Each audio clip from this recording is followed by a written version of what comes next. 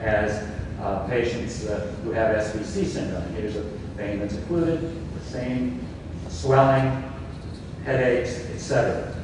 This is a patient we were involved in. It was an 18-year-old who was unfortunately got in an altercation with some other youngsters and ended up coming in obtunded, status post-assault. He had normal CT of the brain carotids, but bilateral internal jugular vein thrombosis. Here you can see. Left IJ occluded at C1. Catheter-directed thrombolysis was ineffective, did not open it up, and so he was actually stented, and when he was stented, he woke up. And so again, these are anecdotal. We kept it, obviously we don't see this type of case every day, so it gets filed over in sort of the, somewhere just left in fiction. But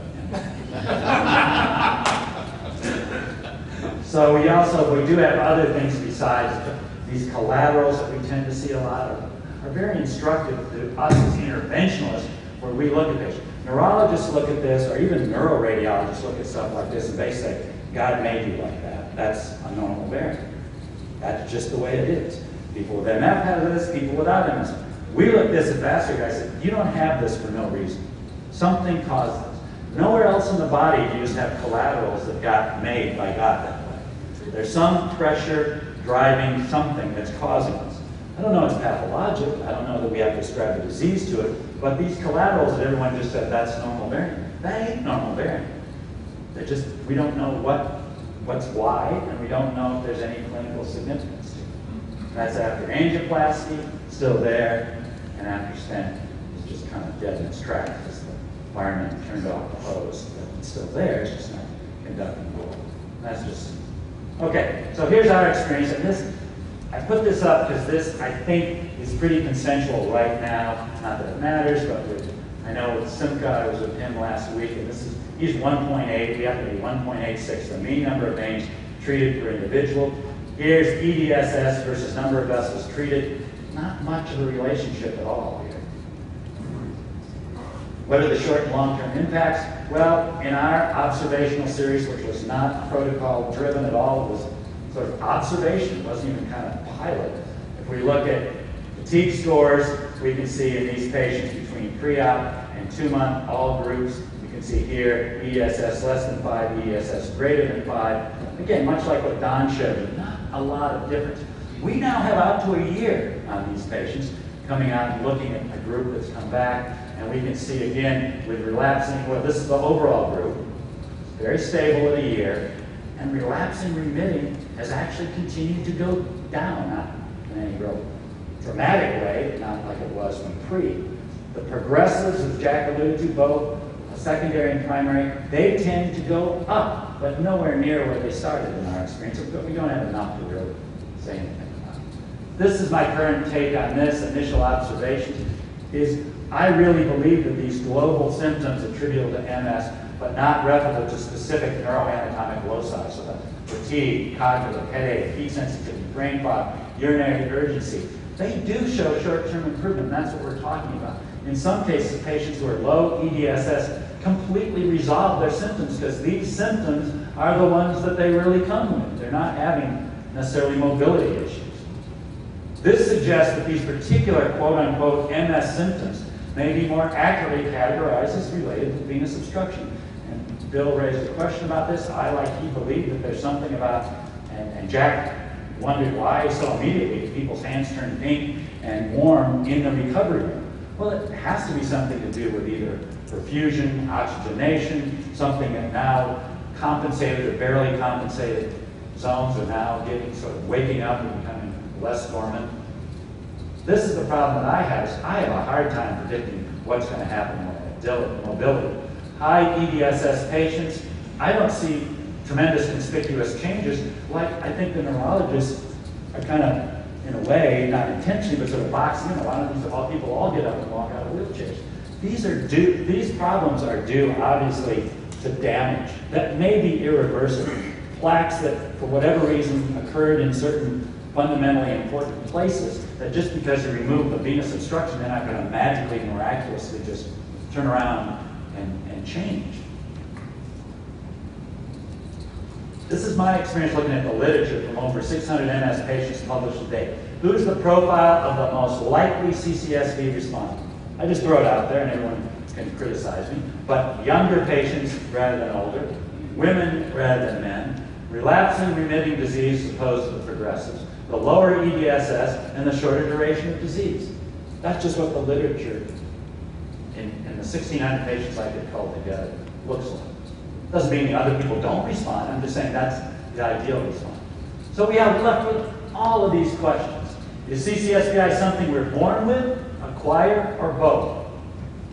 What percentage of MS patients in healthy controls have CCSVI? We clearly, I've told you, there are patients who are called healthy, fit, non-MS, who have venous abnormalities that look just like the ones we're talking about for MS, no doubt. That doesn't really bother me. Is CCSVI a consequence of MS or part of the disease pathogenesis? And Jack talked about it. We don't know. How do we reliably diagnose CCSVI and know if it's physiologically relevant? We don't have the right standardized protocol yet. I admit it. How does CCSVI fit into the current immune concept of MS pathogenesis, or doesn't it? How can we engage neurologists in a meaningful collaboration to study a concept they truly regard as total lunacy? That's the idea. And I can't, everyone's talking the talk, but nobody's walking the walk. Jack is talking the talk, but getting them, his brethren, to kind of walk the walk is devilishly difficult. I can't get in, it's hard. And again, as interventionists, we have no interest whatsoever in doing this alone. We don't know, all the things we need to know to put a trial together. Are lesions outside the valves important? I tend to think so. Are they? Is PTA the best possible treatment? What about oversized balloons, cutting balloons? When are stents warranted? So it's not that easy. We can't just dogmatically say, here's the protocol, everybody has to follow it. Because we got half the world, the guys who've done over 600 patients using cutting balloons. What percent of lesions respond to PTA? And how do you judge if you got a response? What's the endpoint assessment that we use intraprocedurally? Who knows? Is it good or bad to disrupt the valves in CCSVI? Or does this increase reflux? And if it does, is that bad? How do we know intraprocedurally if CCSVI is adequately treated? We sort of talked about that. And is it necessary to successfully treat every lesion? Or is it sort of just kind of hurting and reaching a tipping point and then getting people back up on the level that compensates? What are the risks and complications of the procedure? Do individuals ever get worse after treatment? Obviously, there's some notable sort of vilifying the enemy type, examples that people, and they're real, and Jack is right. What happened to the 15,000? We don't know. Post-treatment PTA stent, what's the ideal regimen for adjunctive meds to prevent thrombus formation? Everyone has their own cocktail. How do we know if there's any real benefit from treating CCSVI? That's all I care about right now.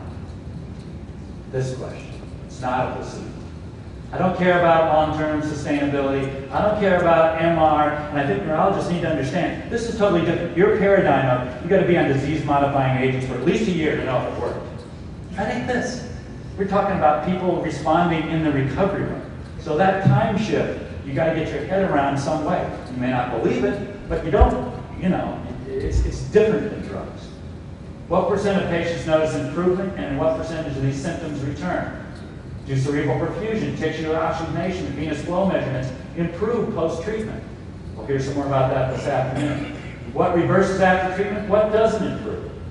How do you follow patients? If symptoms return, what's the typical time frame? What do you do when they return? As Jack said, you immediately throw a stent in, or what else?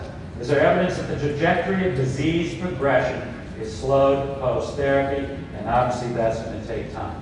So when there's no agreement and there's no certainty, we tend to live out here in chaos. We're not in a controlled environment. This is a randomized controlled trial-free zone. No doubt about it. We will have to change that. We'll move from control, complexity, out of complexity into control. So, final word about safety.